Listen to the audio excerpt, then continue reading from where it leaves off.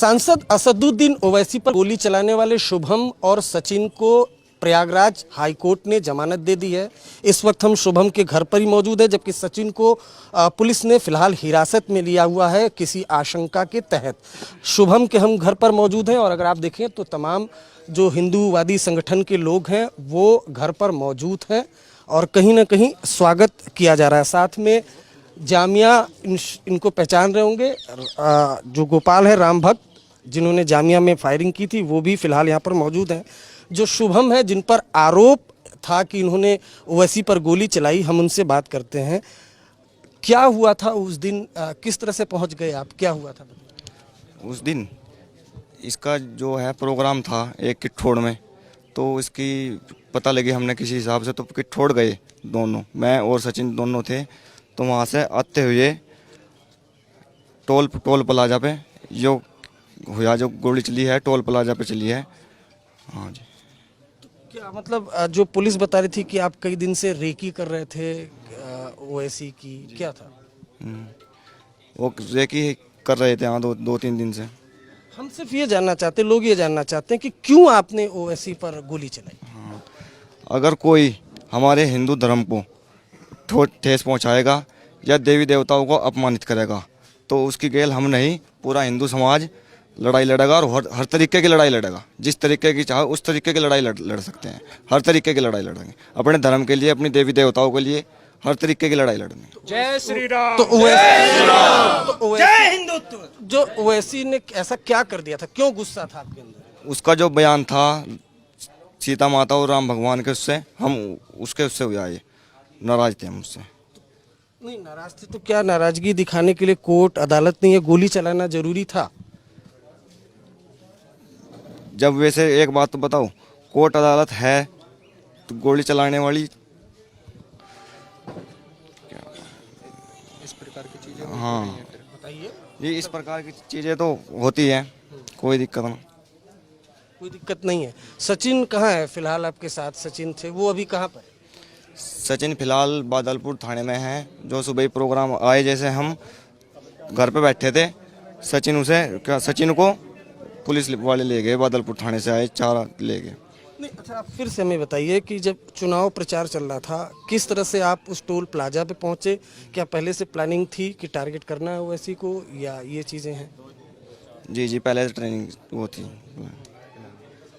क्या मतलब किस तरह से आप कैसे पहुंचे उस दिन, क्या बाइक से, ये बताइए। हम गाड़ी से पहुंचे हैं, आल्टो कार थी हम पे, उससे। उसके बाद फिर क्या हुआ, किस तरह ओवैसी कैसे आया, क्या कैसे चला?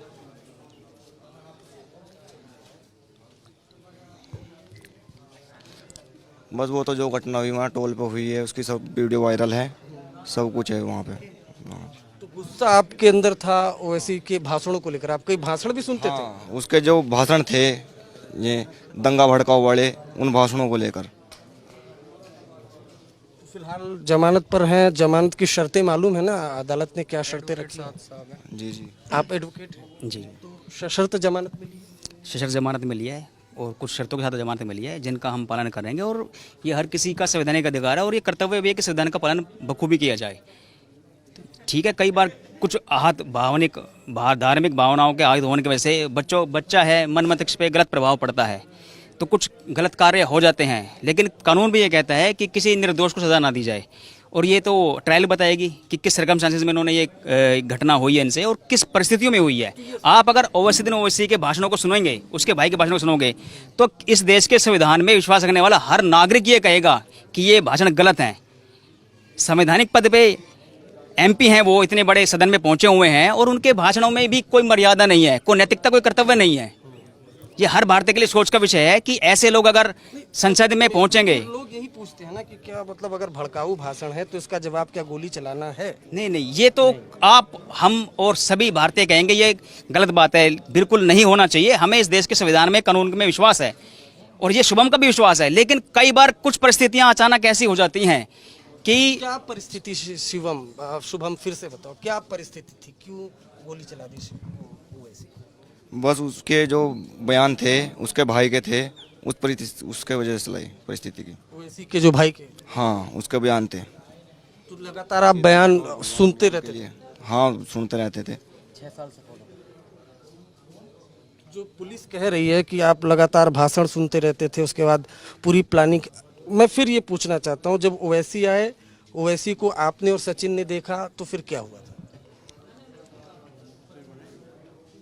कहाँ वहाँ टोल प्लाजा पे हाँ, वहाँ पे जिस टाइम उसकी गाड़ी आई, हमारी गाड़ी उससे पहले आगे निकल गई। क्षमा चाहता हूँ, थोड़ा अभी इस समय शुभम भाई काफ़ी मतलब 1 हफ्ते से लगभग से इनका थोड़ा स्वास्थ्य सही नहीं चल रहा है और मानसिक रूप से भी हमारे भाई थोड़ा परेशान है। तो हम सब संविधान में विश्वास रखते हैं, केवल इतना ही कहना चाहते हैं और इससे अधिक कुछ नहीं। अभी शुभम भाई की जमानत हो चुकी है और जैसा कि आपको पता होगा शुभम भाई के माताजी और पिताजी भी नहीं है। तो ये मेरा ही नहीं, आप मुझे ही नहीं, पूरे हिंदू समाज को, 100 करोड़ हिंदुओं को सचिन और शुभम भाई के साथ खड़ा होना चाहिए। और अभी भाई का इलाज चल रहा है बढ़िया से बढ़िया।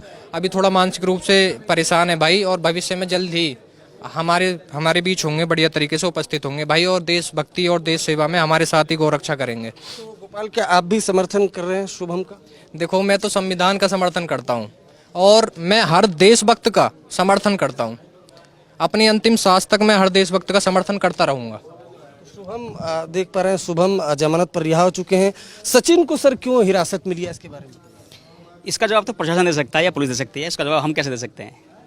इसका जवाब तो प्रशासन और पुलिस दे सकती है। प्रशासन और पुलिस दे सकती है इस बात का जवाब, लेकिन तमाम जो हिंदूवादी संगठन के लोग हैं, अगर आप देखें यहाँ पर, तो जो शुभम के घर पर मौजूद हैं, शुभम ने भी साफ साफ ये बताया कि जिस तरीके से ओवैसी लगातार भाषण दे रहे थे, उसको लेकर मन में काफ़ी गुस्सा था, जिस वजह से ये पूरी घटना हुई। बहरहाल प्रयागराज पुलिस ने सशर्त शुभम और सचिन को जमानत दी है। कैमरामैन रितेश मिश्रा के साथ अरविंद ओझा, नोएडा आज तक।